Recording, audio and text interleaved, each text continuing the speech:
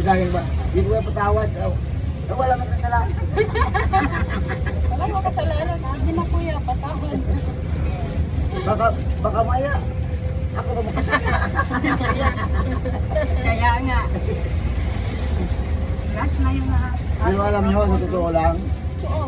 importante, sabihin ko sa inyo totoo, dapat araw-araw hihingi kayo ng tawad. Bakit?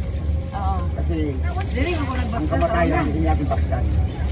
Kasi pag ang tao mamatay, hindi na kaya ng patawad. Dapat araw-araw talaga. Kaya? Kasi araw nakakamali tayo. Araw-araw. Siyempre, sisikapin mo na rin hindi ka magkakamali. Hindi ko nga po, hindi nga, araw-araw hindi ka patawad, pinapatawad ko. Kailangan mo yun pag mo kasalanan, mali pa rin yan. Tapos, sa puso mo talaga na hindi ka magkakamali. Oo. Ganyan talaga yan. Okay po. Parang ba,